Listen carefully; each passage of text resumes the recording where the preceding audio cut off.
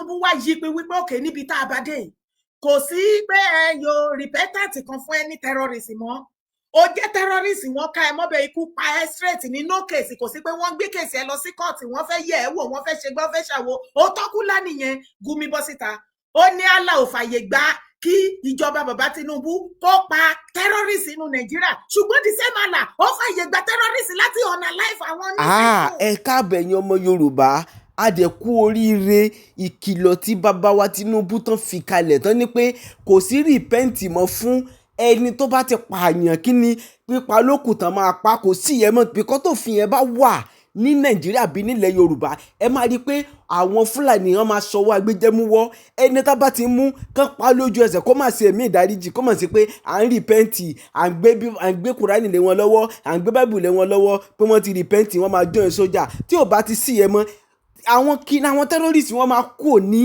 ilẹ̀ Nàìjíríà wọ́n máa actually ilẹ̀ Yorùbá wọ́n máa kúrò níbẹ̀ ẹ wo ẹ bá nǹkan kan fìdílé kẹ wá gbọ́ nǹkan tí màmí Yèyé Dára èyí tí wọ́n ṣàtọ̀wọ́n olólùfẹ́ nípa ọ̀rọ̀ gómìnà tó ní Tinubu ò ní right láti sọ pé ká máa pa àwọn tí ó bá pànìyàn ẹ wo gbogbo ẹ̀ pátá lè máa gbọ́nú fídíò yìí ẹ bá mi láìkẹ́dẹ̀ bá mi ṣe. kí ló dé ọmọ Yorùbá ẹ jí tẹ́bá dẹ̀ gbọ́ oríṣiríṣi mẹ́sẹ̀gì tí àwọn brothers wa fi sílẹ̀ ní ọjọ́ ẹ̀yin àgbààgbà kan ẹ ti sáré lọ sáàrin wọn bẹ̀ ẹ ti lọ sọ fún wọn bẹ̀ ẹ ti ń dì àwọn brothers wa lọ́wọ́ mú ẹ ti ń dì wọ́n lọ́wọ́ mú wúrà mi kalẹ̀ ẹ ti ń dì wọ́n lọ́wọ́ mú ẹ ti ń dì wọ́n lẹ́sẹ̀ mú don't worry pẹ̀lú ọ̀rọ̀ òfò orí burúkú ọ̀rọ̀ àdánù ọ̀rọ̀ burúkú tí ò ní bá yín wálé ayé ibòmí ẹ̀yin àgbà olórí burúkú ẹ̀yin àgbà òfò ẹ̀yin àgbà ìranù ṣé ó lè jẹ́ ilẹ̀ Yíbò ní kíní yẹn ti máa ṣẹlẹ̀ tí Haúsá máa fara rẹ lọ bẹ́ẹ̀ yẹn mò ń bi wá ni àwọn Ohanaeze àwọn àgbààgbà ọmọ Yíbò gan tí àwọn ọmọ Yíbò bá fẹ́ ṣe kankan táwa mọ nǹkan tí àwọn ọmọ tí Yíbò tán made of kí yúùtù wọn gan kan tó sọ pé kíní àwọn àgbààgbà wọn gan ò ní sọ fún wọn ṣé orí yín ò pé ẹ padà lọ síbẹ̀ kẹ́ lọ́dún di nífù the same day in the northern part of Nigeria ṣé Yorùbá lè ṣe irúkọ bẹ́ẹ̀ yẹn kó àtáàkì àwọn northern abẹ kí àwọn Arẹwà youth kọ́ dẹ̀ káwọ́ rọ̀ síbẹ̀ kí àwọn àgbààgbà Arẹwà wá bá wọn bẹ̀ kọ́ máa sọ fún wọn pé don't worry it's okay it's alright don't talk ẹ má worry ẹ jẹ́ kó mi àlàáfíà rú ẹ jẹ́ kó mi kò ní dá fún mi àlàáfíà orí burúkú tẹ̀yìn bàbá òfò yìí tiẹ̀ máa pariwo ṣé ẹ lálàáfíà ni ariwo yìí gbogbo situation tá a bára wa lónìí kẹ́lẹ̀ mọ̀ pé èèyàn àgbàgbà ilẹ̀ Yorùbá ẹ ti ń provoke mi again èmi á sí lẹ́yìn o ṣí fi gbọ́ lóníkà sí mi pẹ̀lú yín o ó dẹ̀ pọ̀rọ̀ tó wà lẹ́yìn ara ti ń rọ̀ gúlùtù yín ara ti ń rọ̀ yín gan ni o a máa bẹ̀rẹ̀ sí ní lẹ́yìn lóko látòrù lẹ́yìn o kí ló dé gan kí ló fún orí burúkú gan ẹ̀yin àgbà olórí burúkú ọmọ àlè wèrè ẹ ti sáré lọ kó sí wọn láàrin nínú Ìbàdàn bẹ́ẹ̀ ẹ ti ń bá wọn YouTube ẹ ti ń bá wọn sọ̀rọ̀ tútù bóyá ẹ dẹ̀ máa ń sin àwọn pẹ̀lú wọn ni bóyá ẹ máa ń fi ẹ máa tọ̀ nǹkan látòrí kò sí ìwà burúkú tí ò sí lọ́wọ́ yín nítorí politics torí pé ẹ ní ìdí support àwọn nọdánà ẹ wá bìkítà ohunkóhun kí ni yẹn dùn mí ṣé èpè ti ṣe yín ni ẹ̀yin àgbàgbà ilẹ̀ Yorùbá èpè ti jà yín ìṣẹ̀dá wa máa gbógun tì yín ìkànnì yín àgbà òfò ni yín àgbà orí burúkú lẹ jẹ́ bọ́mọ Yíbò bá ṣe èrè nínú Lagos State tàbí any part of Yorùbá là Yorùbá lè má dì lọ́wọ́ mú fún wọn torí ẹ fẹ́ ní ìdìbò lọ́wọ́ wọn ẹ wo bí ọmọ Yíbò bó ṣe ń bá yín sọ̀rọ̀ bó ṣe ń àdírẹ́sì yín ní ilẹ̀ bàbá yín ní ilẹ̀ Yorùbá ṣé ọmọ Yorùbá tó gbé ní ilẹ̀ Yíbò ó lè lọ síbẹ̀ tó jẹ́ pé ibẹ̀ gan-an bí sí tó dàgbà sí tó ń jẹ èdè wọn lẹ́nu tó tún fẹ́ wọn láyà àbí tó fẹ́ wọn lọ́kọ ṣé ó lè lọ dìmáàdì irú nǹkan tó ń dìmáàdì lọ́dọ̀ ẹ̀yin Yorùbá ṣé wọ́n ti fi ṣe wá ni torí ẹ ní ìdìbò wọn ẹ tún ti di dìdìrìn fọmọ Yíbò torí ẹ ní ìdìbò ọmọ Yíbò ẹ wá ti di ọgọdẹ ẹ ti dọdẹ ẹ ti di dìdìrìn òpònú kò wá sí nǹkan tó yẹ yín mọ́ kò tún torí ìbò orí burúkú tẹ wálé ayé wá gbà kò wá sí ẹgbẹ́ tẹ kì í gbà ọ̀nà wàbíà kò dẹ̀ séyàn kankan tó máa jẹ́ victim nínú ọmọ kóòtù ajíire Yorùbá tí ẹ̀yin àgbẹ̀gbọ́ lórí burúkú ìmákóra yín jọ tẹ́ máa ní òkè ẹ jẹ́ àlọ́ rí fámìlì ẹ̀ no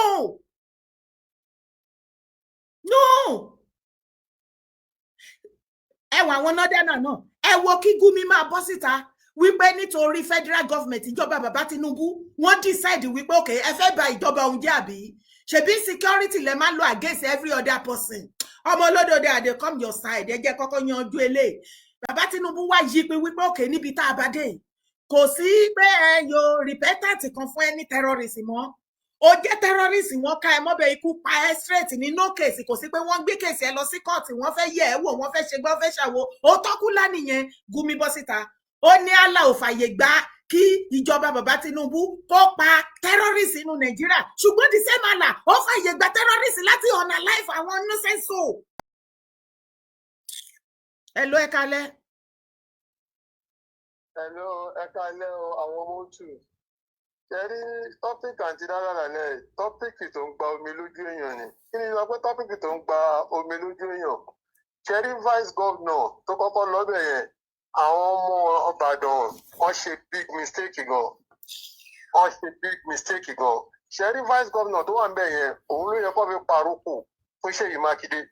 Pẹ̀lú speech tó mékì yẹn pé àwọn àgbààgbà tó ń ṣẹ̀ wálẹ̀ kìnnìkan wọ́n máa ń kóyàn mọ́ra ni. Àwọn òkè iṣẹ́ tó ń ṣe kinní kan àṣìlẹ́lẹ́yàmẹ̀yà. ló yẹ ká ná dànù ká lù ú pa síbẹ̀. Káwọn ti wẹ̀ ní òkú kò nídìí kan fọwọ́ kàn kán wẹ̀ lóko pẹ̀lú gbogbo àwọn ẹ̀ńtọ́rà jẹ wàláhì ara wọn ti balẹ̀. Ara wọn ti balẹ̀. Jáde Ṣèyí Mákindé wọ́n ti rí kinní fún láti bẹ̀rẹ̀ pé ìtìjú ló máa bá kúrò. Ọlọ́run jẹ́ kó lè jókòó sínú Ìbàdàn àbí kó lè rìn inú Ìbàdàn tó bá kó lọ́wọ́ agbára tó wáyìí. Ọ̀gbẹ́ni ẹn kọ́ lọ wá dáadáa mi ìròpọ̀ ọmọ Yorùbá pure Yorùbá ni ó dà pé mix ni ẹgbẹ́ nǹkan ti sọ fún yín ó dà pé mix ni and ó yẹ kó àwọn ọmọ Yorùbá àwọn ọmọ Ọ̀yọ́ fúnra wọn ó yẹ kó ṣò ẹ̀. Ẹn tó ń bá dìtẹ̀ yẹn orí ẹ̀ ò ń ṣorí ẹn tó ń bá dìtẹ̀ kò kọ́ mọ ní orí ẹ̀ ò ń ṣorí ẹn tó ń bá dìtẹ̀. So ọ̀gbẹ́ni yẹn ó nídìí check and balance pẹ̀lú Ṣèyí Mákindé and nǹkan táwọn pípù yẹn sọ tán nǹkan tó fẹ́ ṣe tó sọ yẹn ó yẹ kán tẹ̀lé ó yẹ kán make sure kán lé àwọn wèrè yẹn kúrò lọ́jọ́ yẹn. Wọ́n ti sọ lẹ́yìn ìgbà tó sọ̀rọ̀ tán pé àwọn ò fẹ́ wọn mọ́ ó yẹ kán stand on ní ti pé àwọn ò fẹ́ àwọn pípù yìí mọ́. Ẹ máa bẹ́ tó bọ̀ because ọ̀rọ̀ tá ẹ̀ sọ yìí ó ń pààyàn lẹ́kún. ó dùn mí náà kí ni gbogbo wèrè gangan all the time gan. Wọ́n pa àwọn ọmọ Yorùbá for nothing sake lórí ọ̀rọ̀ tí ò lórí tí ò nídìí tí ò tí yẹ kó yọ argument for anything. Wọ́n dẹ̀ ti ṣe tàtàtà nìyẹn ẹ̀dẹ̀ ń wò wọ́n níbi tí wọ́n kóra wọn sí lókè ń bẹ̀. Àwọn ọmọ yín dẹ̀ sọ fún yín wípé àwọn nìyẹn àmì dúró síbẹ̀ ó rí wọn tí wọ́n yìnbọn bẹ̀. Ọlọ́pàá dúró síbẹ̀ tó jẹ́ Yorùbá tó rí wọn tó yìnbọn bẹ̀ tó dẹ̀ ń ṣe oríṣiríṣi ń bẹ̀. Ẹ̀yin àgbàgbọ́ lórí burúkú wá bá àwọn youth wá fẹ́ gbèjà ara wọn. Ẹ wá lọ sọ kán má jà kán calm down ẹ jẹ́ kí peace reign. Oh God, what is this? Kí ló ṣẹlẹ̀ gangan? Ìjọ wo la fẹ́ bọ́ nínú wọ rádaràdà ta kóra wá sí? Ìjọ wo ni gbogbo rédèrèdè orí burúkú ìgàn fẹ́ stop gangan? Any part of Yorùbá land tí ẹni àti Yíbò àti ọmọ Northern any one of them tí wọn ò bá ti fọwọ́ síbi tọ́wọ́ ń gbé ẹ ṣe ẹ bójú anybody jẹ́ ẹ bójú anybody jẹ́ wèrè kan ò lè kúrò nílẹ̀ bàbá wọn táwa Yorùbá ò lè lọbẹ̀ láti lọ ṣe 1% kan tí wọ́n ń ṣe kán wá máa ń ṣe orí burúkú pẹ̀lú wa nílẹ̀ Yorùbá kẹ́yìn àgbààgbà wèrè ò sí nǹkan ká máa dì wá lọ́wọ́ mú fún wọn ẹ kalẹ́ mà ẹ kalẹ́ mà. Sẹ́rí nígbà tí kíní yẹn ṣẹlẹ̀ mórí lórí kíní Facebook yẹn bàbá kan wà ńbẹ̀ bàbá yẹn ní kó tó di pé báyà àwọn gómìnà rádaràdà yẹn wà ńbẹ̀ wọn kan tó dé bàbá yẹn sọ pé nígbà tí wọn kọ́kọ́ sọ pé òkè ẹ wo òkè yẹn wọ́n pọ̀ níbẹ̀ ìbọn gbogbo ẹ̀ kọ̀ọ̀kan bẹ́ẹ̀ yẹn something like that report wà ńbẹ̀ tí pé àwọn ò fẹ́ wọn mọ́ bí àwọn bàbá yẹn wá sọ pé ṣe bí ọmọ onílùú lẹ́yìn nígbà tó bá wà lókè ńbẹ̀ ṣé ẹ̀yin ò mọbi tẹ́tí lè gbà yọ sí wọn ní mọbi tó wọbẹ̀ tó jáde ní ọ̀nà míì ni bàbá yẹn lẹ́tọ̀ pé báwo lẹ ṣe ń ṣe báyìí náà bàbá yẹn sọ yẹn ó dẹ̀ dùn mí pé mi kò screenshot kìíní yẹn are you getting what I'm saying? Because I don't know why táwọn yóò tó àti yóò tún gan wọ́n ti di rọrùn kalẹ̀ wọ́n ti di àfikún mu dúrọ́ọ̀gì kan ṣí èrè dànù. Títí tó máa fi pa gbogbo yín dànù tán èkìtì ẹ káwọn rẹ ẹ máa ya fídíò ẹ máa ṣe táwọn ẹnu Ọlọ́run mo gbà sketi táwọn ti tèkó honestly wọ́n ti lọ gba inú kọ́nà kan inú ilé kan wọ́n ti gbà yọ sí wọn pé ẹ̀yin wèrè níbo ń bẹ̀ ọ̀tẹ̀ ò dá nílùú òkè níbẹ̀ yẹn àgàgà Ìbàdàn sọ́yọ́ yẹn ọ̀tẹ̀ yìí ò jẹ́ kọ́ mọ̀ nǹkan tó ń ṣe mọ́ ẹ wo bọ́ ṣe ń pa wọ́n dànù bí eṣinṣin àìsàn ó ń dùn àwọn èèyàn gan ó tiẹ̀ ń dùn èmi gan ó ń dùn àwọn èèyàn náà. What is the meaning of that now? Every now and then. èdè kan náà pípọ̀ yẹn ti ń ṣe kínní yẹn náà èdè kan náà ti ń ṣe náà ẹ̀jẹ̀ ń káwọ́ rọ so that wọ́n túbọ̀ máa ṣe sí wọ́n túbọ̀ máa ṣe sí pé ẹ̀wọ̀n kúkú kí ẹ̀ àwọn báwọn àgbààgbà wọn ò kí ẹ̀ bẹ̀tẹ̀ ẹ̀yìn tó ń ṣe kínní yẹn fún kan. Àwèrè la fi ń wo wèrè náà ẹ̀yà kí ni gbogbo yẹn ṣé ni yín dùn sí ó tún lè dọ̀la pé báyà olólùfẹ́ yín kan náà máa tún ṣe bẹ́ẹ̀ sí. Mo fẹ́ pè àkíyèsí ní sí nǹkan kan ó yẹ ti gbàgbọ́ mo ti sọ ní orí ètò nípa ṣẹ́ ń gbọ́ mà. À ń gbọ́ yín mà. Mo ti sọ lórí ètò yìí rí tẹ́ ẹ bá rántí ìgbà tí Mákindé lọ fi meeting first meeting tó máa kọ́kọ́ lọ ṣe pẹ̀lú àwọn mọ́là àwọn Fúlàní yìí nígbà tó kọ́ lọ ṣe meeting yẹn ó padà dé ìgbà tó lọ ṣe meeting yẹn kọ́kọ́ ṣẹlẹ̀ ńgbà yẹn kí ló mú má lọ wà káyọ̀ mi máa sọ bí ó ṣe dé ó wá ìgbà yẹn ẹ sọ̀rọ̀ nípa ẹ̀ tẹ́ sọ pé tó fi sọ pé yé pé ogun jálùmí ní ìbọ̀ ẹ bá rántí mo fẹ́ kẹ́ ẹ testify sí ẹ rántí ìgbà tẹ́ ṣe program yẹn jáde ẹ rántí ìgbà tó fi sọ pé ogun jálùmí ní ìbọ̀ tẹ́ sọ pé ṣé tó bá mọ ogun jálùmí gbà yẹn ṣé ó lè tẹrí sí i ṣé rántí program yẹn gbà yẹn tẹ́ ṣe jáde ńgbà yẹn. Màámi mi ẹ má jẹ́ parọ́ mo ti gbàgbé program ti pọ̀ dànù. èmi ò gbàgbé ṣe mọ fọyà àwọn táwọn wò ẹ wà tí máa lọ wà máa wá jáde máa sẹ́yìn. All right ma. ṣe rí ibẹ̀ yẹn ni ó ti bẹ̀rẹ̀ ọ̀rọ̀ political ambitions tàbí president yìí mà ìgbà yẹn ló ti bẹ̀rẹ̀ ló dẹ̀ tí wọ́n ti ń plan ẹ̀ òní Gumi Ìwó àti Gumi Mufti àti Gumi Makinde láti jọ ìgbà tí wọ́n wá fún meeting ìgbà tí Gumi wá fún meeting lẹ́yìn ìgbà tó wá fún meeting Ìbàdàn wọ́n kọ́ lọ fún meeting ní north ó dé bí bó ṣe dé ní Gumi ọ̀gá wọn ló wá síbàdàn wọ́n ṣe meeting pẹ̀lú Oríyọmí gbogbo wọn tó fi ṣe ẹ̀yìn ìgbà yẹn kò pẹ́ lẹ́yìn yẹn incident kan ṣẹlẹ̀ tẹ́ bá rántí lẹ́yìn incident yẹn ní ọ̀rọ̀ ló pronounce kò ju bí about a month after ló pronounce bó fẹ́ ṣe president 3 days after or 2 days after 48 hours ló lọ àṣà abduction yẹn. They have already planned their abduction of these people. Gbogbo iṣẹ́ yẹn máa ń work on kó tó di pé. Láti fi sabotage ìjọba Tinubu àbí. Gbogbo kìíní kan bá wò dáadáa, ó jọ kómi kò jọ kómi. Mákindé ti ń rìn ẹ̀, ó ti mọ ọkọ tó fẹ́ ṣe, ó dẹ̀ mọ bó ti fẹ́ program, ó fẹ́ yí sí ọ̀run èèyàn kan, ó fẹ́ yí sọ́run bàbá Tinubu because ó mọ he thought he's playing game. Kò mọ̀ pé bóun ṣe ń play àwọn kan náà sì play síwájú ẹ̀ náà ẹ ṣe mọ̀ kó bá ṣe mọ̀ ẹni tó bá ti bẹ̀rẹ̀ géèmù ló mọ̀ ẹni tó máa káńtà ẹ̀ tó máa fa jókà jáde òun náà mọ géèmù yẹn play òun tó ń play géèmù àwa tá à ń wò kó à ṣe ìdìrín. Mákindé is so very very ó rò pé òun smart ó rò pé he's an arrogant man everybody knew about. He's very very arrogant but at the same time ó ti kó àwọn èèyàn ará Ìbàdàn àti Ọ̀yọ́ ó kó wọn láyà jẹ púpọ̀ tẹ́ bá wò dáadáa. Mákindé tẹ́ bá wo record is a criminal man himself ó ní gbogbo criminal kìíní tó ṣe gbogbo election tó ṣe gbogbo wọn ṣe bí wọ́n ti àṣírí àwọn méjèèjì àti àwọn àti Oríyọmí àti ohun Oríyọmí àti sórí gbogbo àṣírí wọ́n ti tún gbogbo ọ̀rọ̀ wọn jáde ń sìn fún wọn tí wọ́n jọ ṣe pamọ́ tí gbogbo nǹkan tó ń ṣe tí wọ́n fi ń ṣe tó ń ṣe gbogbo wọn tó ń ṣe yìí òun náà ló ti ń jáde yìí ẹ wo gbogbo ìgbà tí Fáyọ̀ṣe jáde tó sọ yìí pé wọ́n fẹ́ yọ bàbá Olúbàdàn nísinsìnyí bàbá Olúbàdàn tó pè ní bàbá ẹ̀ all because of what money and political ambition ẹ̀. Gbogbo èyí ó mọ nǹkan tó dùn mí jù ní àwọn aráàlú bẹ́ẹ̀ ṣe sọ̀rọ̀ ṣẹlẹ̀ ọ̀rọ̀ ọjà tó ṣẹlẹ̀ yẹn ọjà 2 years ago ó kó àwọn Yorùbá kúrò níbẹ̀ ó kó àwọn fáwọn mọ́là síbẹ̀ ó kó àwọn Yorùbá lọ sí another place now the same thing ló fẹ́ ṣe ń sìn táwọn ẹ̀ fi yarí mọ́ lọ́wọ́ mo dẹ̀ inú mi dẹ̀ but at the same time mi ò mọ nǹkan tó ṣe fún wọn àwọn ọmọ Ìbàdàn tí wọ́n lè stand they can't stand against him I don't know ó dẹ̀ ń dùn mí it's really ń dùn mí ó tó bá yẹ kó wọn lè dìde tó bá lè kojú ìgbọ̀nbọ̀ Mákindé yìí a mọ̀ pé àwọn èèyàn kí ó ṣe kò lè di president ẹ bá mi sọ tó bá ní ìbò 12 àwọn family ẹ̀ ló dì fún because he's a bad man. He has a bad record already. Ó ti gbogbo bó ṣe ń wọlé àwọn èèyàn. The only governor I knew that tí ò fẹ́ káwọn èèyàn prosper ní south ní Mákindé tó bá ti rí ilé tó ṣe ó máa wó ó kàn wọlé dànù ni àti èyí tó yẹ kó wọ́n àti tó wà ní títì àti tí èyí tó wà ní títì gbogbo ẹ̀ ló mú dànù. Àwọn èèyàn rò pé ó fẹ́ sọ ìlú wọn. Mr. Corridor and Circular Road. Nǹkan tó fẹ́ ṣe nìyẹn. Oní corridor. Ẹ máa sọ̀rọ̀ yìí mo lóun ṣe corridor àti Circular Road tó fi ń wọlé àwọn èèyàn kiri.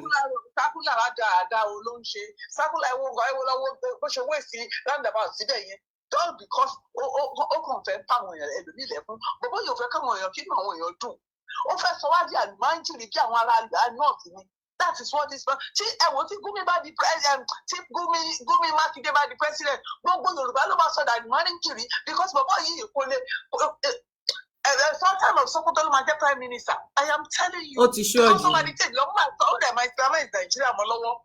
Ó ti ṣọ́ọ̀jù Gumi ló máa rule. Àwọn Northern kàn fẹ́ lò ní wọ́n kàn fẹ́ use them they will only use them and dump them.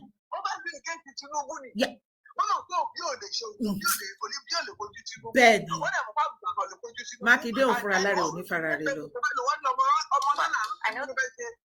And that's why they took him out. They wanted to use him. But if you don't reach here, today ìkà amukumẹ́kọ ọ̀daràn ló ń gbọ́ fún ara tí bàbá ìbá kúrò bẹ́ẹ̀ gbogbo àwọn Yorùbá especially we the diaspora we have to ní ìmọ̀ bá ti fẹ́ ṣe tó jẹ́ òfin ìmọ̀ lọ́yà tá fẹ́ gbà tá máa gbà against Mákindé we must make sure that justice takes place on him.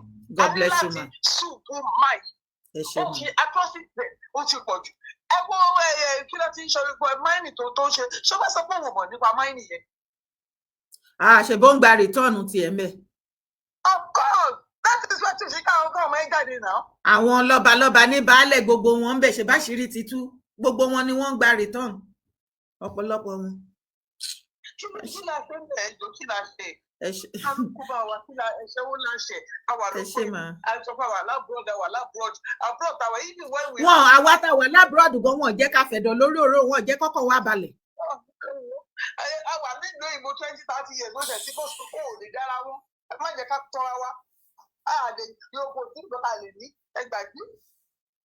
Ẹ ṣe mà. We are in second century slavery inú ọ̀rọ̀ pẹ̀lú èèyàn dùn mí nǹkan tí àwa ní nǹkan tí a ní máa ń yìnbọn yẹn tó bá fi ṣe nǹkan báwọn Dubai ṣe tẹ bá lọ Dubai èmi máa ń pè mí sí lọ sí Dubai sí 40 years Dubai àwọn tó ní Dubai àwọn citizen Dubai ò pọ̀ wọn dẹ̀ kì í ṣiṣẹ́ owó yẹn ni wọ́n pín fún wọn tápá àwọn foreigners tó wá ń ṣiṣẹ́ níbẹ̀ wọ́n dẹ̀ gbóhùn wọn ẹjọ́ wo ni ẹwọ́ Dubai ẹgbẹ́ Dubai sí nígbà kí èyí náà pẹ̀lú àwọn tó lọ invest síbẹ̀ àrí individual ẹwọ́ tí wọ́n ń kó down line yẹn ẹjọ́ ń gbóná kó sí somebody I was reading some gbogbo through documentary kan wọ́n ní Sokoto will soon become will look more better than Dubai very soon ṣé gbogbo àwọn banditry tó ń gbà. Very soon ṣé the same Sokoto tí wọ́n ti lé gbogbo àwọn villagers kan ti lé wọn dànù bẹ́ẹ̀. For them to have that money in that area. Okay, ẹjọ́ mà tí wọ́n bá sọ títì di gold ní sí ní north àwọn wo ló fẹ́ máa drive bẹ́ẹ̀ ẹ dá mi lóhùn. Àwọn ara wọn náà ni torí wọn ò ní jẹ́ kí mẹ̀kúnnù kankan débẹ̀ àwọn ara wọn náà ni. Nínú àwọn pálímẹ̀ntì náà ni ṣé àwọn ọmọ àlùmọ́jì ní mọ́tò ni ṣọ́bàrà mọ́tò ni ṣé àwọn tó gbọ́ wọn lọ tọ́ lọ́nkàdédè lẹ́nu jẹ́ tiwọn ṣé ẹ lọ́wọ́ bí tí sọ́ńtà bá fẹ́ jáde ẹ lọ́wọ́ àwọn èèyàn tó máa tẹ̀lé. They enslave people in the north. Ebi ti gbé náà ti rí. Wọ́n enslave wọn, wọ́n ti brainwash wọn, àwọn youth wọn sí iná ṣe ń jí. Ó ti pọ̀ jù. Díẹ̀ ló kù kán máa fẹnu họ àwọn èèyàn lára báyìí kán máa fẹnu họ ara. Ẹ lọ wo short video tí mo gbé sọ̀kalẹ̀ ní ìrọ̀lẹ́ yìí mà. Ẹ lọ wo àṣírí tí àwọn Arewa youth yẹn tí wọ́n ń tú bí wọ́n ṣe pé àwa Yorùbá ní ọ̀tá wọn.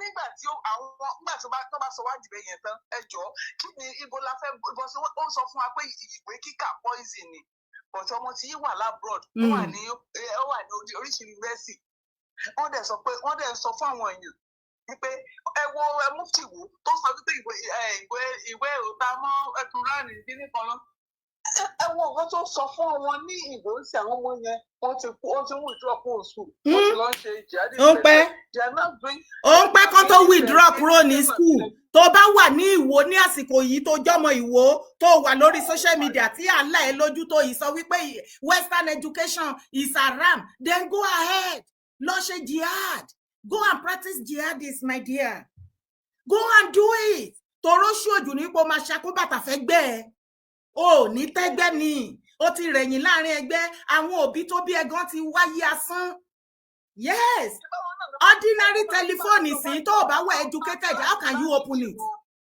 àwọn náà ló máa plan banditry these are the same people set of people that will plan all these things because wọ́n ti ẹgbẹ́ tó ti jù. ẹ ṣé gan ni kọ́lá wa torí àsìkò wa ẹ ṣé gan ni ma thank you ma ẹ ṣé gan ni ma yes ma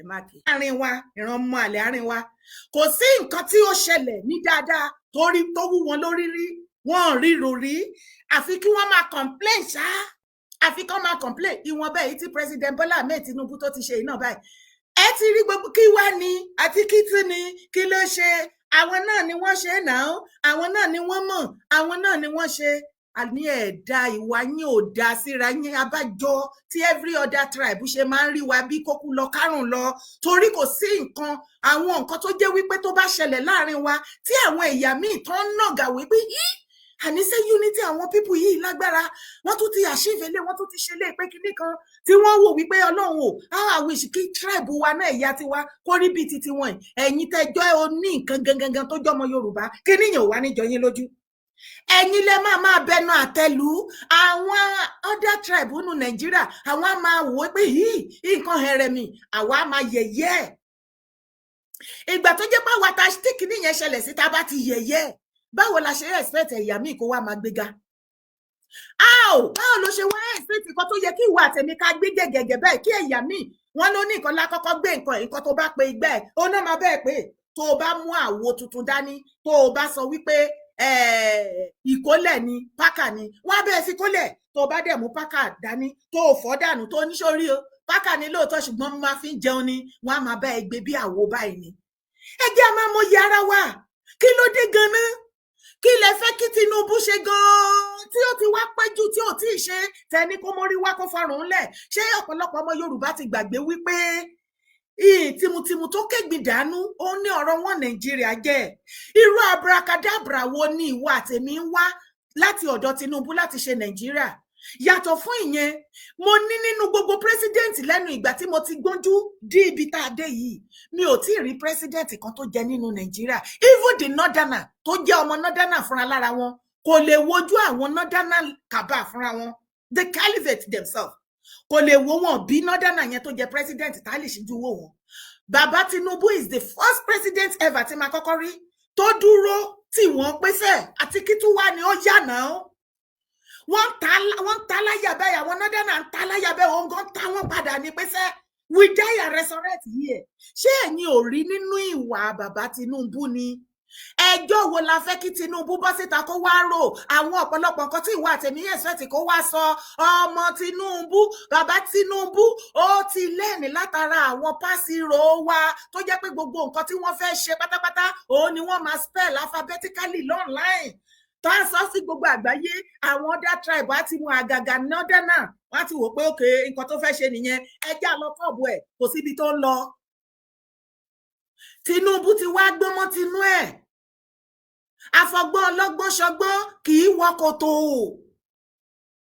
àtọgbọ́n ọmọdé àtọgbọ́n àgbàlagbà mú kó jọ mọ́ra wọn kó fi kún ìrìnàjò ayé ẹ èmi a máa lẹ́nu látara anything bàbá yẹn ò wá ń sọ síta ibi tó fẹ́ rìn sí ìgbésẹ̀ tó fẹ́ gbé nǹkan tó fẹ́ ṣe àti tí ò fẹ́ ṣe kò sọ ohun tó máa ṣe àmọ́ a máa béèrè fún state police o ṣé ìgbà ayé Tinubu la ti ń béèrè fún state police torí kò sí torí mo ti wá wo ẹ̀yin ọmọ Yorùbá bẹ́ẹ̀ ni wípé nǹkan míì ti wá ṣe ọ̀pọ̀lọpọ̀ wa báyìí níbi tá a bá dé ṣé nǹkan mi ò máa ṣe wá?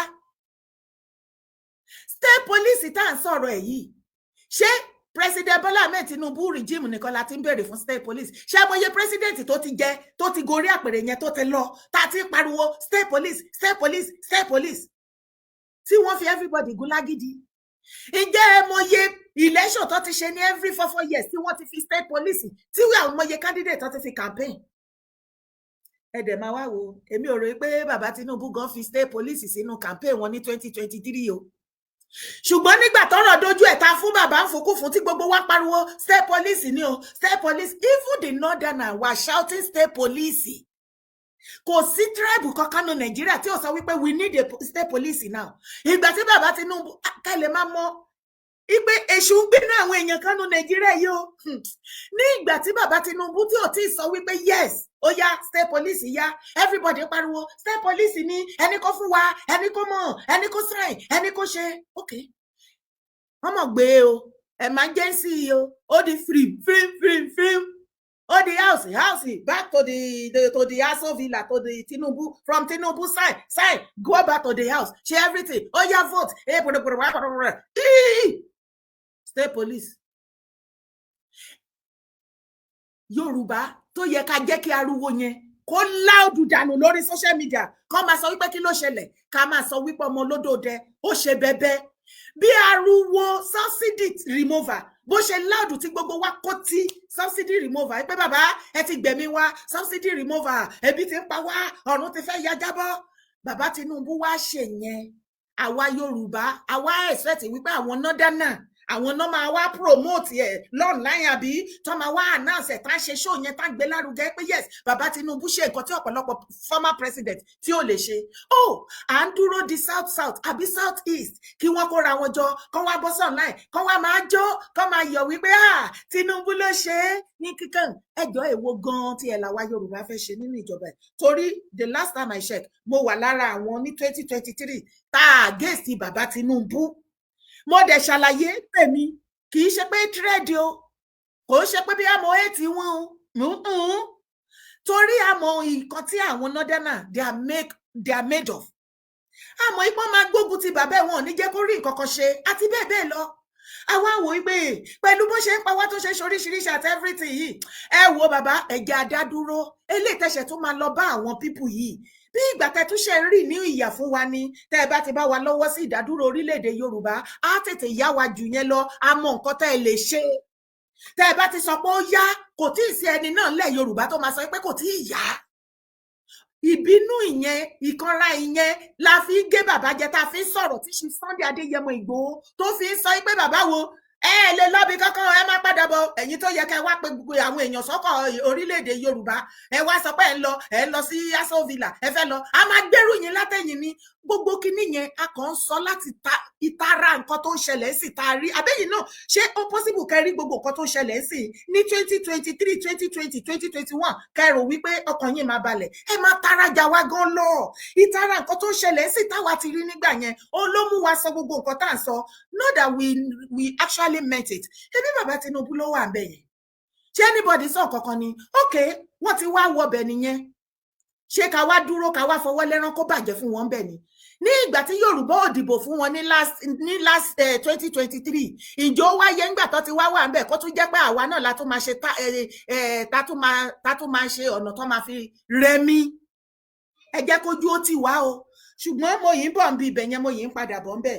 Lénìí èmi nìkan kọ́ ni mo wá pẹ̀lú àwa tájọ máa wá ṣe show ìyẹn Bàmí Kílò. Ó yá Bàmí Kílò, ẹ bá wa gbóhùn sókè. Ó yá Bàmí Kílò.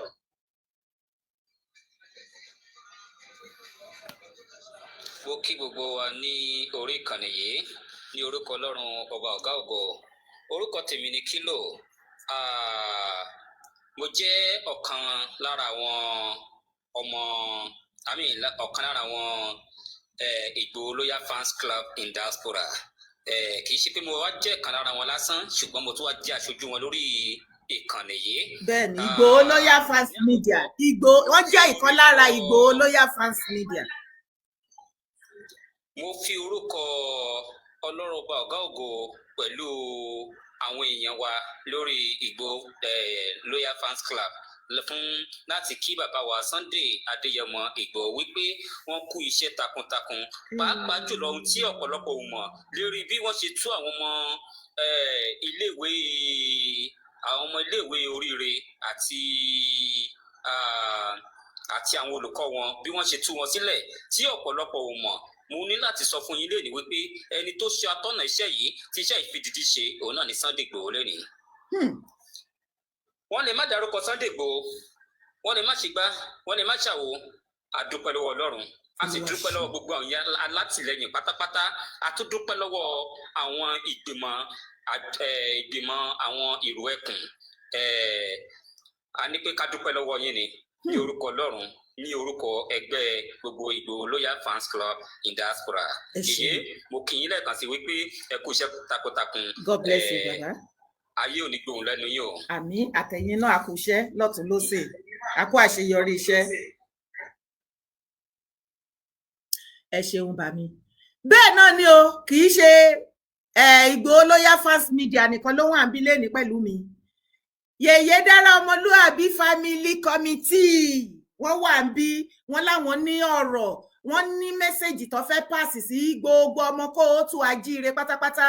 Mo kí yín o lórí TikTok tó ó dọwọ́ yín o ẹ̀yin Ọmọlúàbí Family Committee. Ẹ ṣé gan-an Yèyé Dára fún àyè tí ẹ fi gbà wá fún ìpolongo tẹ́ sì ń pariwo tẹ́ ń polongo bàbá Ìgbòho káàkiri ayé. Ọlọ́run ọba á bá wa polongo ẹ̀yin náà. Àmín Jésù. Yẹ̀mí ṣe wà ní orí platform lénìí, Bùrà Gbénga náà wà níbí báyìí táwọn náà sọ tí wọ́n bẹ̀rẹ̀ sí í sọ̀rọ̀ lórí ohun tó ṣẹlẹ̀ ní Ìbàdàn àti ohun tí àwa ń rí lẹ́yìn ìgbà tí ìṣẹ̀lẹ̀ yìí ti ṣẹlẹ̀ tán. Gbogbo bí àwọn ọmọ tí wọ́n gbà ní oríire local government bí wọ́n ṣe rescue wọn jáde, gbogbo ẹ̀ náà kò sẹ́yìn gbogbo tó ṣẹlẹ̀ kò sẹ́yìn bàbá Ìgbòho. Bí a bá fẹ́ bá a bá kọ̀ kí ẹ̀dá ó lè tètè débi tó ń lọ, ó dáa ká tètè gbà fúnra wa. Ó dáa ká tètè gbà fúnra wa. Ó dáa ká tètè gbà fúnra wa. Gbogbo à ń dìtẹ̀ níwájú à ń dìtẹ̀ lẹ́yìn. Gbogbo bá ṣẹlẹ̀ di lọ́tẹ̀ ètò bàbá yìí ò tún sọ̀rọ̀ ẹ̀ lè mọ̀ bó kan lẹ̀ nífẹ̀ẹ́ ìran rẹ̀ lọ́kàn ni. Bẹ́ẹ̀ ni kó má pariwo mọ́ kò rẹ́dí àti pariwo mọ́. Bọ̀ kí ọ̀rọ̀ olè lẹ́lẹ́rìí ni ọ̀rọ̀ alárariwo yìí náà tẹ́lẹ̀. Ta ló tí ò bá jẹ́ pé yìí àwọn tó bá jẹ́ yìí tánà pátápátá ta ló mọ̀ pé bàbá Ìgbòho náà ló sì wà behind bọ́lọ̀sì ní kíkí ni àwọn ọmọ wọ̀nyí ó jáde. Àmọ́ kí ìrọ̀rùn kí àlàáfíà ó lè bá lù wọ́n ní ẹ má dárúkọ àwọn náà gbà bẹ́ẹ̀ àdákẹ́. Lórí èyí tó wá tún ṣẹlẹ̀ ní Ìbàdàn, àwa Yorùbá ẹja dìde níbi tá a sùn sí, ẹja dìde ní wọ́n ní ikú tó ń pa ojúgbà ẹni òwe ló ń pa fún ni o. Òwe ló ń pa fún ni. Sáwọn 4-5 ni wọ́n sì ń pa báyìí. Wọ́n jẹ́ ó yé wa báyìí pé kò síbi tí ẹ ti rí àwọn ọmọ Fúlàní tí wọ́n bá kójọ ní 5-6 tí wọ́n ń gbé níbẹ̀. Wọ́n dẹ̀ wà fully armed. Èmi àti wọ à ń sùn lábẹ́ ilé wa tá a bá ti lọ jà tá a bá dé lálẹ́ a kàn ń sùn lásán ni. Ọ̀nà wo lógun ò ní wọlé tọ̀yàn? Ọ̀nà wo lógun ò ní wọlé tọ̀ wá? Àdúrà nìkan kọ́ ló lè ṣe. Táwọn ọmọ Fúlàní náà ò mọ̀ ń pa àdúrà, wọn ò mọ̀ ń pa ẹ̀ tán fi wà fully armed nínú ilé. Àwa Yorùbá yìí à ń fi ń sùn jù. Àwa náà ọ̀rọ̀ tún wá délẹ̀ tán. Ẹ̀yin náà lẹ́tùn máa wá lọ lóyàn ó dọ́dọ̀ ọlọ́pàá ó dọ́dọ̀ ẹ lọ gbé fún àwọn sójà. Sọ̀rọ̀ sójà ní ń kàn wọ́n ń gbẹ̀mí yín àwọn olóòníjà dínkù ẹ̀ ń dínkù àwọn ọmọ lékún. Ẹ mọ̀ tẹ́ bá tún wá rí títí wá ṣe accommodation náà ní ká pélé ṣé hospitality náà ní ká pélé yìí ni àbá ń bọ̀ sí ẹgbẹ́ ìyàwó ẹ̀dá bùtùrù lọ ẹja jì nǹkan míì wà tí ìjọba ò ní ṣe fún wa. Àwọn ìka máa ń sọ̀rọ̀ wọ́n ní kò sí tọ́lọ́hún ò lè ṣe àmọ́ tí ò ní ṣe ló pọ̀ jù. Ó fẹ́ kẹ́yìn náà kẹ́kẹ́ jí dìde ẹja gbéra kíjọba gbọ́n tó lọ́wọ́ sí ẹ̀yìn náà fúdì ní fù kò sẹ̀dìgbà tó máa fi gbogbo ẹnu sọ̀rọ̀ fún wa. Kàkàká ṣe bẹ́ẹ̀ kámẹ́rà làwọn èèyàn wọ́n mọ̀ àìsàn burúkú tó wọnú wa láyé òde òní gbogbo nǹkan làwa Yorùbá máa ń gbà sódì. Kámẹ́rà ni wọ́n máa ṣe kámẹ́rà. Ẹlòmíì bí bàbá rẹ̀ ń kú lọ báyìí náà ní kó fún bàbá rẹ̀ paracetamol a máa ṣe kámẹ́rà mo fẹ́ mọ dédé àsìkò tí bàbá yóò dákẹ́ pátápátá sáyé leléyìí. ẹ jẹ́ wa náà do the needful báwọn pípù ìṣe ń gbéradì olúkálùkù wa náà ẹ má já sùn taratara ẹ dákun tó rọ lọ brọ́dà mi ó dọwọ́ yín.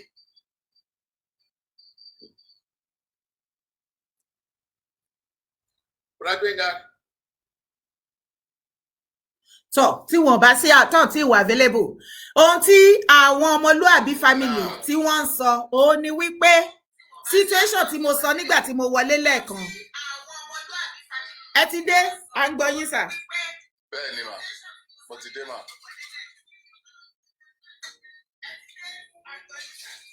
ok mo kí gbogbo ilé lẹ́ẹ̀kan sí o mo yẹ kí ohun àmì mo kí bàbá ẹgbẹ́ mi náà nípa ọ̀rọ̀ tí ó ń lọ bàbá ẹgbẹ́ mi náà ti mú ọ̀rọ̀ síwájú ṣùgbọ́n àwọn nǹkan kan tó tún wà ń bẹ̀ a dúpẹ́ fọlọ́run tó jẹ́ ń kọ́ pé inú wa ti ẹ̀dùn inú gbogbo ọmọ Yorùbá náà dẹ̀dùn lórí àwọn ẹbí wa tí wọ́n fi sílẹ̀ so ṣùgbọ́n mò ń rọ ìjọba ní pé lóòótọ́ àti rí pé àwọn ọmọ yẹn wọ́n kàn ọmọ yẹn lọ sí. ẹ má bínú ó dà pé ibi tẹ wà yẹn ariwo pọ̀ ń bẹ ṣe lè bá wa excuse kúrò ń bẹ sà ó ń distract wa. ilé ìwòsàn. ok ma.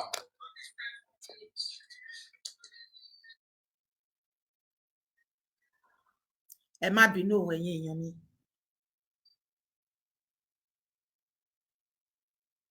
mo fẹ́ kí wọ́n ṣe àlàyé tí wọ́n tán kí wá wọnú ètò gangan fún yín o. mẹ́wàá kan tó ṣe tán. so ẹ má bínú mà ṣé ń gbọ́ mi mọ́mì. a gbọ́ yín sà. so ní kọ́ pé a rí wípé wọ́n kó àwọn ọmọ yẹn lọ sí hospital ṣùgbọ́n mo rọ ìjọba ẹgbẹ́ Yèyé Dára Ọmọlúàbí family a rọ ìjọba pé kán má dúró Ọlọ́run á fún wọn ṣe á dẹ̀ ràn wọ́n lọ́wọ́ kó má jẹ́ hospital nìkan àwọn ọmọ yẹn nídìí àmójútó gidi kó dẹ̀ má jẹ́ pé bóyá a kàn máa kó wọn lọ sí hospital wọ́n á wá kàn dà wọ́n síbẹ̀ àbí kán gbàgbé wọn kán jọ Ọlọ́run ò ní gbàgbé àwọn ìjọba o a fi àsìkò yìí Yèyé Dára Ọmọlúàbí family a fi ń rọ ìjọba kán jọ kán bá wa mójútó wọn dé length ìyẹn kan Ọlọ́run púpọ̀ a dẹ̀ tún dúpẹ́ náà lọ́wọ́ president àti CSI wa tó jẹ́ olórí ogun a dúpẹ́ lọ́wọ́ wọn torí tí ò bá sí nǹkan tán ṣe bó tiẹ̀ jẹ́ pé wọ́n náà ń lo drove náà fi mú ètò láti jẹ́ ńkọ́ pé kọ́wọ̀n yẹn kán lè rí ibi tán wà ó kàn lè máa rúgbó igbó yẹn ń ṣe gbó tíyàn kàn lè máa forí jágbó kiri drove náà la máa lò ṣùgbọ́n a dúpẹ́ fọlọ́run àwọn àgbàlagbà máa ń pòwe kan wọ́n ní ẹni tọ́lọ́run bá yàn ó lágbára ju ìlú Fẹ́mi Lóyè lọ so Ọlọ́run ló yan CSI Chief Sunday Adéyẹmọ Ìgbòho Ọlọ́run ló yàn wọ́n ẹni tọ́lọ́run bá dẹ̀ ti yàn kò sí nǹkan tẹ́ lè ṣe sí ó lágbára ju ìlú Fẹ́mi Lóyè lọ so gbogbo ẹgbẹ́ Yèyé Dára Ọmọlúàbí à ń rọ ìjọba ní kán jọ kán bá wa gbégbésẹ̀ lé lórí àwọn tó ń jà náà ní ibi táwọn Fúlàní àti Yorùbá ń jà ní Ìbàdàn ẹ jọ̀ọ́ nítorí títọ́ Ọlọ́run ìjọba ẹ bá wa rí sí i ṣùgbọ́n Yèyé Dára Ọmọlúàbí family yìí a fẹ́ rọ ìjọba kán jọ tó bá ṣeé ṣe kò sí nǹkan a lè ṣe gbogbo kinní yìí nílùú wọn tó bá máa ṣeé ṣe kán pàṣẹ ẹ̀yìn tó lọ gbogbo nǹkan tó bá ti jẹ́ sábó nílẹ̀ Káàárọ̀ Òjíire kán parẹ́ wọ́n lé wọn kọ́ọ̀n náà lọ máa gbalé báà náà ṣe ń gbalé lẹ́yọ kọ̀ọ̀kan torí tó bá jẹ́ sábó ni àwọn èèyàn 1000 Haúsá 1000 lè wà ní sábó ibẹ̀ náà ti ń máàjì náà ti ń rorò kúrò ṣùgbọ́n tó bá gbé níbi láyé ọ̀tọ̀ọ̀tọ̀ táwọn kan rẹ́ǹtì lé ní géètì táwọn kan rẹ́ǹtì lé ní Bódìjà so ẹnu wọn ò ní kò ṣùgbọ́n sábó yẹn mo fẹ́ kọ́wọn ìjọba Yèyé Dára Ọmọlúàbí wọ́n fàsìkò yìí wọ́n fi ń bẹ ìjọba kán jọ nǹkan tó bá máa ṣe lọ́rọ̀ ó ṣe sábó kò ṣe sábó kán jọ nítorí títọ́ Ọlọ́run la fi bẹ̀ wọ́n so mo dúró báyìí náà ẹ ṣé bàbá mi, God bless you. Ṣé àwa méjì tá wà available nìyẹn? Okay ẹ ṣé. Now ẹ jẹ́ kí àbí kí lẹ rò wípé ó lè mú Ìgbòho sọ wípé ó yá ẹ jẹ́ àwọnú igbó yẹn gan lọ kí tiẹ̀ ní wèrè kí ló dún mọ̀húrú nínú Ọ̀yọ́ park yìí gan. Tó o bá fẹ́ panijẹ wá pa wá jẹ, bó o sì panijẹ kó o bọ́ síta kó jẹ́ ká mọ nǹkan tó ń dún mọ̀húrú bẹ́ẹ̀. Ìrìn àjò kékeré kan ò sí níbi kankan, má bá wọn ṣe kí ló ṣe tójú òrírí. Èèyàn ń jáde lẹ́nu ọ̀nà tá a ṣílẹ̀kùn báyìí tá a dẹ̀ bọ́ síta báyìí tá a dẹ̀ fẹsẹ̀ gbá nǹkan báyìí tá a dẹ̀ lọlẹ̀ ó lọ nìyẹn. Inú igbó yẹn bí wọ́n ṣe ń lọ yẹn tí ò jọ ọ̀pọ̀lọpọ̀ wa lójú, àìmọye kò sí garanti wípé bí wọ́n ṣe ń lọ yẹn wọ́n máa padà jáde. Ọlọ́run ló ṣọ́ wọn lọ tó ṣọ́ wọn jáde. Tabanirọ́ ni ṣèbẹ̀rí tán àtáàkì wọn, ṣèbẹ̀rí tí wọ́n rọ àwọn bọ́ìsì wọn níbọn. Ṣé àwọn tó rọ àwọn bọ́ìsì níbọn ni ò ní rọ Ìgbòho gangan níbọn ni tí ò bá ṣe oríṣiríṣi nǹkan pé protection àbí everything, you understand? Ó ti wá bọ́ síta nígbà tó jú ń pọ́n igún. Òun ni Yorùbá máa ń sọ, òwe Yorùbá ni mo tẹ̀lé o, èmi kò fẹ́ jẹ́ abaramóore jẹ. Mo dẹ̀ rí wípé wọ́n ní Yorùbá, ọ̀pọ̀lọpọ̀ ló máa sọ pé Yorùbá ò ṣe é kú fún, Yorùbá ò ṣe é kú fún, torí tó bá ń kú fún wọn wọ́n á máa gbógun tiẹ̀, wọ́n á máa ṣe gbá. Yorùbá àná nìyẹn. Àwa ìwọ tó ń gbọ́ mi, màámi, dádì mi, wọ́n flag mi gan, ẹ bá mi dọwọ́ bò ó. Dádì mi, mọ́mì mi, uncle mi, brother mi, aunty mi, gbogbo yín ẹ̀yin youth mi, including me myself àti ìdílé mi, àwa la máa tú story yẹn kọ. And guess what? Àti ìtukọ̀ láti ìgbà ọ̀rọ̀ Yorùbá nation. Ìwọ ló understand. Láti ìgbà ọ̀rọ̀ Yorùbá nation ní ọ̀run tí ń lálẹ́ Yorùbá kọjá ló ti ń lálẹ́ kó o tú Ajíire kọjá. Ní oríṣiríṣi nǹkan tí ń ṣẹlẹ̀ tí ẹ ò mọ̀, àwọn ìwà ìbàjẹ́ tí ń dínkù díẹ̀díẹ̀ àti oríṣiríṣi nǹkan tá a fẹ́ àtẹlẹ́ tá a fẹ́ ló ti ń kúrò. Ṣùgbọ́n nítorí pé rẹ́rẹ́ ti rún gan-an ni kò lè tètè hàn síta, à lè tètè mọ̀. Tó bá wá nírọ́ ni mo pa kó tó di wípé ọ̀rọ̀ Yorùbá nation jáde tí somebody like me tí mo jẹ́ ìkan lára àwọn speaker ń bẹ̀ campaigner àtúbí ejò ni tí Ìgbòho bàbá wa Akíntóyè Chief Ìgbòho àtàwọn àgbààgbà tó kù tí wọ́n ń lead wa báyìí táwa náà sọ pé sẹ́ àti ṣetán fún ilẹ̀ Yorùbá. Ǹjẹ́ o ever rí ọmọ Yorùbá kó wà outspoken bẹ́ẹ̀ yẹn nínú wọn Nàìjíríà kó tó di ìgbà ọ̀rọ̀ Yorùbá nation? Àwa Yorùbá nation la fún every Yorùbá lọ́rọ̀, alàyín lóhùn, akìyín láyà, come out, speak out, talk. Àwọn nǹkan burúkú ṣe rí respect ó ti wà lára problem ayé wa tẹ́lẹ̀tẹ́lẹ̀. Anything tó bá ti ń lọ lódì ò gbúdọ̀ sọ̀rọ̀, tó bá ti sọ̀rọ̀ wá lórí wọn fi wá ló gé wọn jẹ wá ló ṣe kinní kan. Àwa táwa sọ pé irọ́ ni gbogbo orí burúkú yẹn, tó bá jẹ́ pé aláàrin yín fín náà ni ẹ ti hùwà ìrífín nìyẹn, a máa rí yín fín. Àgbà bá ti sọ àgbàdo mọ́dì, ó ti do àmúṣeré fẹ́ dìyẹ, kò jù bẹ́ẹ̀ lọ. Nǹkan tá a fẹ́ la fẹ́, èyí tá a fẹ́ àfẹ́ mọ́. Àsìkò ká máa di ẹnu mú, ká máa mú ẹnu ká lù pa, ká máa complain ní inú yàrá wa, nínú beer parlour, nínú bọ́ọ̀sì, nínú public transport àbí any joint àbí bus stop, kó jẹ́ bẹ́ẹ̀ láti máa fọ̀rọ̀ jómi tó rọrọ̀. Gbọ́ nǹkan tó ṣẹlẹ̀, rí nǹkan tó ṣẹlẹ̀ l'Ábùjá Yorùbá. No, àwa náà ti dìde sìn, a ò ṣe bí ti àwọn àgbààgbà náà mọ́. Wọn kì í sọ̀rọ̀, àwa máa sọ̀rọ̀. Ibi tá a bá wí sí kọ́ la máa kú sí. Ọ̀rọ̀ ti di ọ̀rọ̀ social media. Tó o bá wà nírọ́ ni mo pa, ó yá jẹ́ ká jọ dá sílẹ̀ ká túṣà. Ṣé o ti bá mi ṣe ètò ìṣá?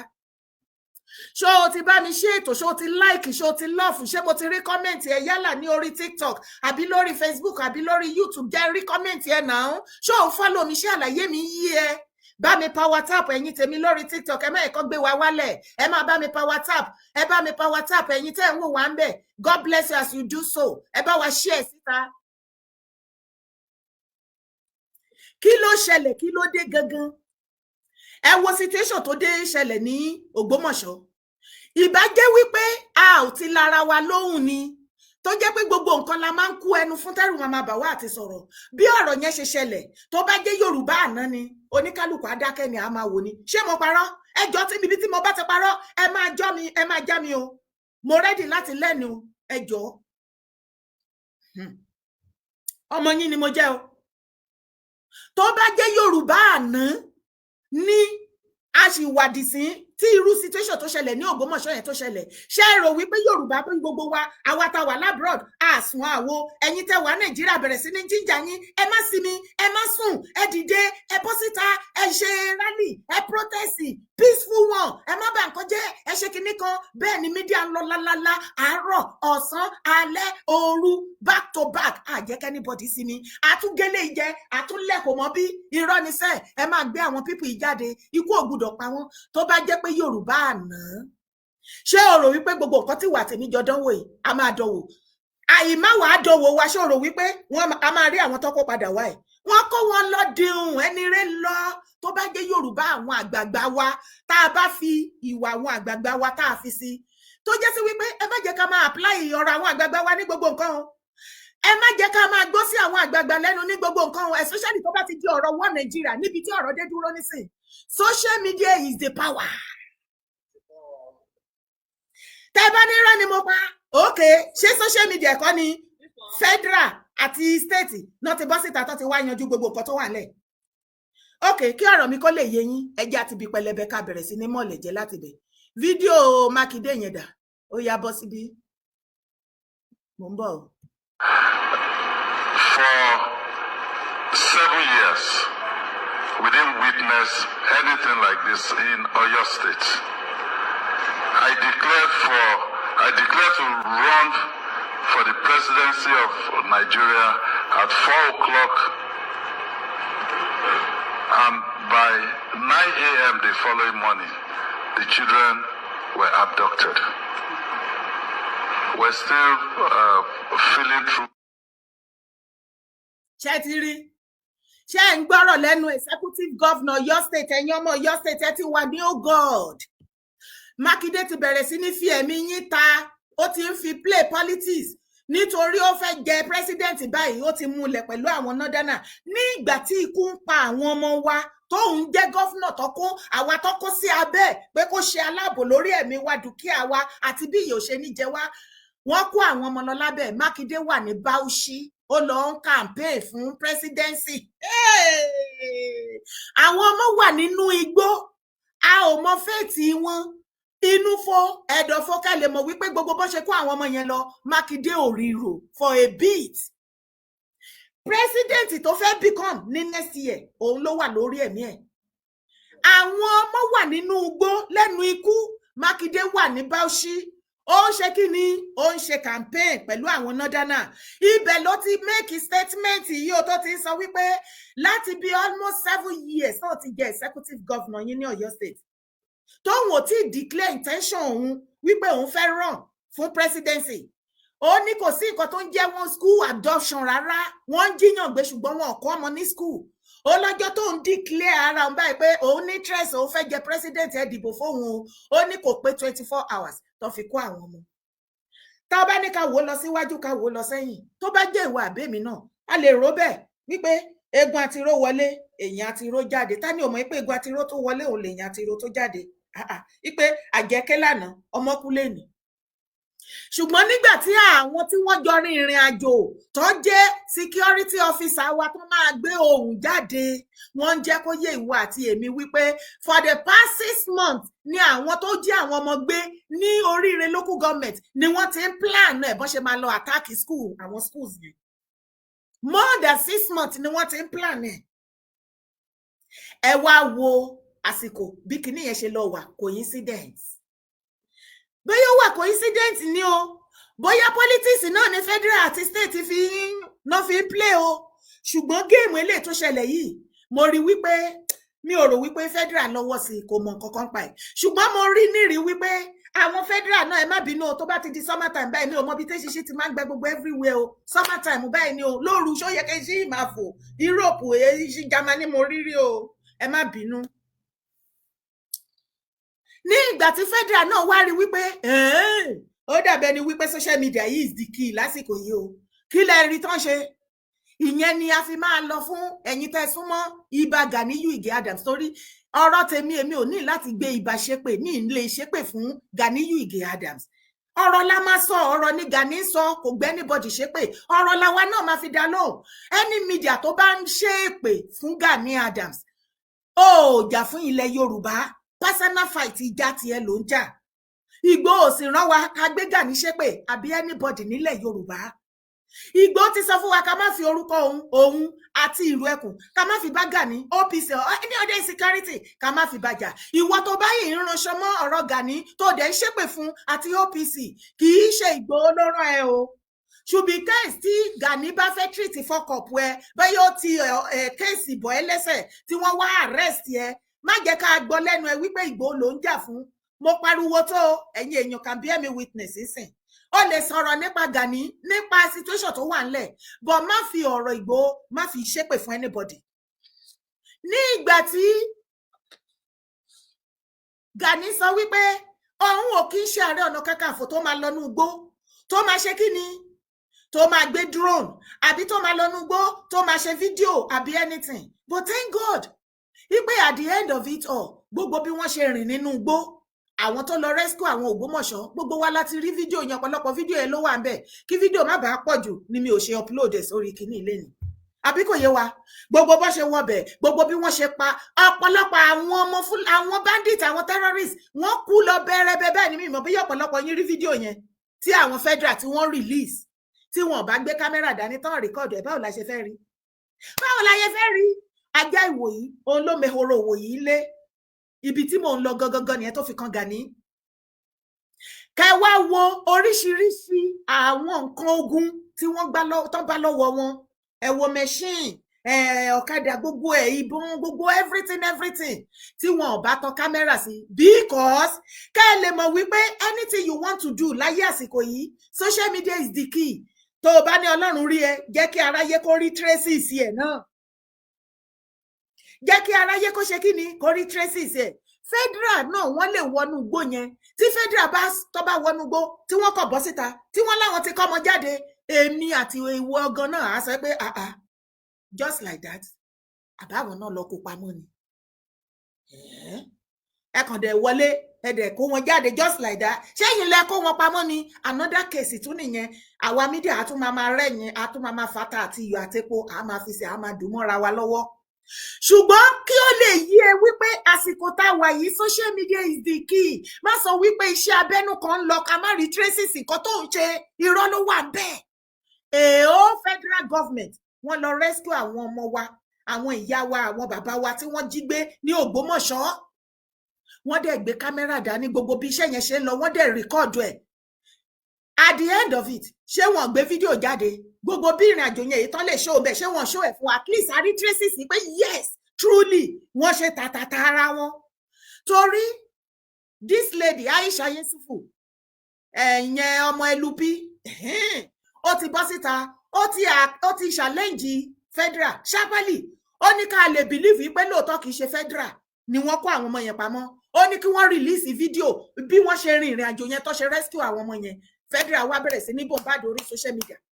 Fídíò ti pọ̀ jù, mi fídíò oríṣiríṣi mo bá wọlé mi àtúnmí ìmọ̀ bí ọ̀pọ̀lọpọ̀ yín rí, ó ti pọ̀ jù.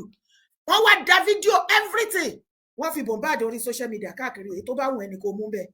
Tó já sí wípé tí wọn ò bá gbé jáde, báwo ni wà tèmi ṣe fẹ́ believe lóòótọ́?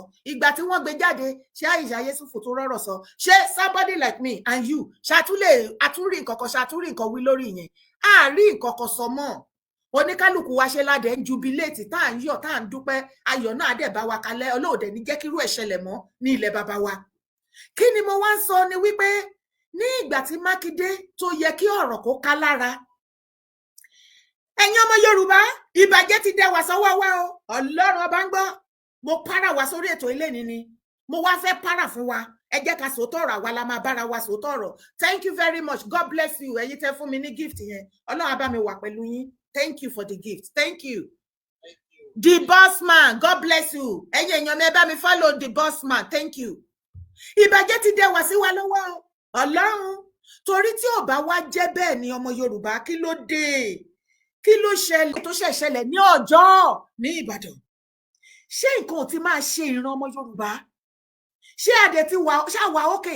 Ṣé àwọn àgbààgbà wa ṣé nǹkan ò ti máa ṣe yín? torí tẹ́ bá kùnà ẹ̀yin àgbẹ̀gbẹ̀ ilẹ̀ Yorùbá, tẹ́ bá kùnà láti ṣe the needful, àwa ọmọ lábẹ́ yín a máa gé yín jẹ gan ni.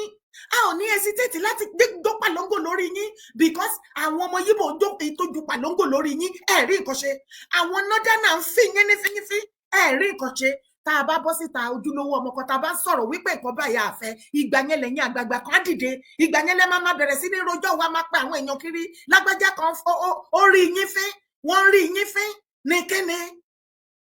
Ẹ wo nǹkan tó tún ṣẹlẹ̀ ní Ọjọ́ Ìbàdàn nínú ọ̀sẹ̀ tá a wà nínú wíìkì tó kọjá yìí dáná yìí. Ẹ wo situation náà nínú kí náà fà tí wọn fà pé à ń gbé ni à ń sọ̀kalẹ̀ ọ̀rọ̀ tí ò lórí tí ò nídìí ká tó dijú ká tó là, wọ́n ti pa ọmọ Yorùbá. Wọn ò fẹ́ mọ̀ nǹkan tó ń ṣẹlẹ̀, wọ́n máa ń rìn pẹ̀lú dágà ni, wọ́n máa ń rìn pẹ̀lú ìbọn ni, wọ́n máa ń rìn pẹ̀lú nǹkan oríṣiríṣi àfọ́kù ìgò àti nǹkan burúkú. Tí wọn bá ní any bad mind towards us, why tó ṣe máa gbé láàrin wa tó máa mú àdá, ìbọn, ọ̀kọ̀, ohun kan burúkú tó máa kì í bọnú ara tó máa mú dání káàkiri. Ìran àwa ọmọ kóòtù ajíire Yorùbá kò síbi tó ti máa rọ́mọ ìran mi tó máa mú ẹ̀fọ́ kùgò tó máa mú dání, tó máa mú ordinary blade dání, tá ló ń sin sára ipe tíjà bá dé tí ò bá ṣẹnu pé insecurity délẹ̀ ìsìta ní márùn ló fọ́ o, múra o. Kò sí ọmọ Yorùbá tó máa rí tó máa lóun lọ òun mú kíní ẹ̀gún lásán, òun kì í bọnú àpò, òun mú dání should be case anything. A kì í bẹ̀rù nílẹ̀ kó o tún ajíire, ilẹ̀ tó kún fún wàrà tó kún fún oyin, ilẹ̀ alálùbáríkà alálàáfíà òun ni wá. A lè tú síra wa lójú, a lè gẹ́ra wa jẹ́, a lè ṣe ní àwọn síra wa, kì í ṣe wípé ká máa wèlé ara wa débi tá máa mú bọ́n dání pé ẹyọ àtẹnitì ló lè ṣẹlẹ̀ níbì kan. Ẹ wo ọjọ́ ká tó dijú ká tó là, èèyàn 5 ọmọ Yorùbá 5 ó ti tọ́kú lá. Ká tó dijú ká tó fọ̀, àwọn yúùtù fẹ́ dá sí pé kinní kan, àwọn Haúsá níbi orí òkè ń bẹ̀, ẹ rí bí wọ́n ṣe ń náwó síbẹ̀, ibẹ̀ ni wọ́n ti ń tú jáde, àwọn Haúsá náà ti ń tú jáde pẹ̀lú ìbọn, wọ́n dẹ̀ yin ìbọn pa, ọlọ́pàá wà ń bẹ̀, sójà dẹ̀ ń rí wọn, ọlọ́pàá dẹ̀ ń rí wọn, wọ́n dẹ̀ yin ìbọn yẹn léraléra tí gbogbo wa ń gbọ́ tàtàtà mẹ́. Ọ̀pọ̀lọpọ̀ ọmọ Yorùbá wá dúró, wọ́n mú kámẹ́rà báyìí, wọ́n mú fóònù, yéyà ni bó jẹ́ accident náà ni ọmọ Yorùbá débẹ̀, Nigerians á débẹ̀ in general, wọn oníkálùkù á mú fóònù, yíyà ni èyí tẹ́ ẹ máa fi ṣe kí ni, tẹ́ ẹ máa kọ́kọ́ sáré fún wọn ní first aid, ká kọ́kọ́ rescue ẹni tó jẹ́ victim yẹn, bóyá ó ilé dóòlà ẹ̀mí ẹ̀ kí rescue mission tó dé, àbí torí kẹ́kẹ́ tó sáré gbé wọnú mọ́tò bó di dìgbàdìgbà ní hospital. Kò sí nǹkan tó jọ bẹ́ẹ̀. Kí ló dé?